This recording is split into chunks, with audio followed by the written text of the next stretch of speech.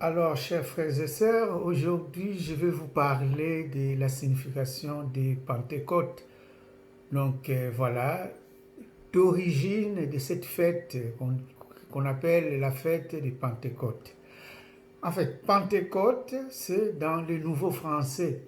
Dans l'ancien français, ça s'appelait Pentecôte.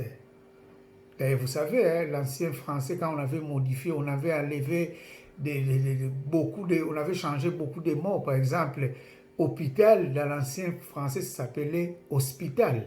On a enlevé S, on a mis accent circonflexe sur le O. C'est Pentecôte aussi, c'était comme ça, c'était Pentecôte.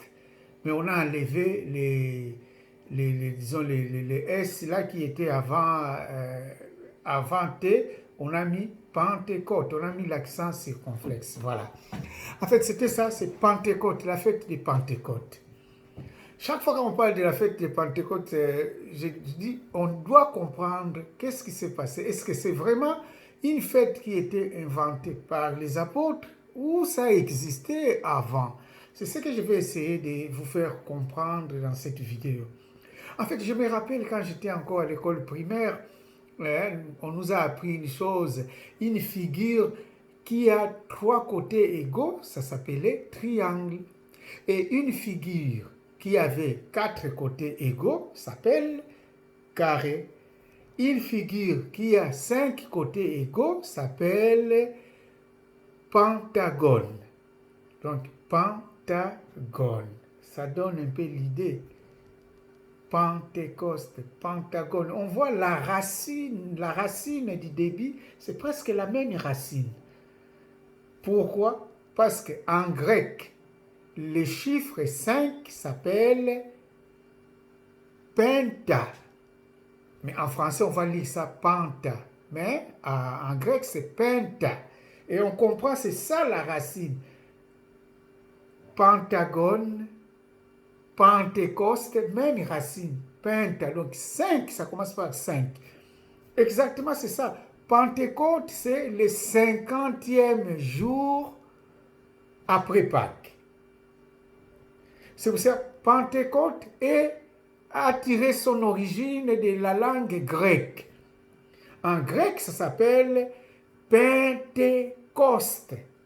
Pentecôte. Et en français, c'est Pentecôte. Mais c'est pour ça que dans l'ancien français, ça s'appelait Pentecôte. Donc, on voit un peu l'origine de ces mots-là. Alors, Pentecôte. Est-ce que c'était une fête créée par les apôtres? Non. C'était une fête qui existait déjà depuis l'Ancien Testament. Mais ça s'appelait la fête de Shavuot. Shavuot, c'est-à-dire c'était une fête qu'on fêtait 50 jours après la fête après la fête de Pâques juive. Shavuot. Alors pourquoi Shavuot? Parce que cette fête-là, on l'a fêtée pendant 7 jours. Je vais vous faire comprendre un peu pourquoi Shavuot. On voit la racine Sheva, Shavuot. C'est un peu de comprendre. Je vais vous donner par exemple les chiffres en hébreu de 0 à 10. 0 en hébreu c'est Ephes. 1 c'est Ahad. 2 c'est Shtaim. 3 c'est Shalosh. 4 Arba. 5 Amesh. 6 Sheish. 7 Sheva. Sheva, retenez 7 c'est Sheva. 8 Shimoné. Et 9 Tesha et 10 Esser. Et la semaine en hébreu, c'est Shavua. Vous voyez? Chiffre 7, qui est le chiffre parfait, en hébreu, c'est Sheva. Et la semaine en hébreu, Shavua. Donc 7 jours, ça vient de Sheva, le 7e jour. Shavua. Donc on a 7 jours dans la semaine, Shavua. Et même la racine du mot Shabbat, Shabbat, qui est Sabbath en français, ça vient aussi de Sheva 7, qui est le chiffre parfait. C'est intéressant. Et même là, vous pouvez même voir dans l'Ancien Testament, même actuellement en Israël, cette ville existe encore, la ville de Beersheba. La ville de Beersheba, si vous voulez bien comprendre l'histoire, allez lire les livres de la Genèse, chapitre 21, du 27e au verset qui vont suivre après. Et là, on va parler à Beersheba. Abraham et Abimelech avaient signé leur serment, ils avaient fait leur serment sur cette place-là. Et c'est là où ils ont signé, je peux dire, une alliance. Ils ont créé une alliance entre Abraham et Abimelech. Et c'est dans cet endroit-là que Abraham offrit à Abimelech 7 brebis. Et c'est pour cela l'endroit s'appelle Beersheba. Retenez, Sheva c'est 7. Et Beersheba veut dire puits de serment. Ou autrement, puits de 7. 7 brebis. Donc, puits de 7. Voilà, Sheva. Et je vous disais que la fête de Pentecôte, dans l'Ancien Testament, ça s'appelait Shavuot.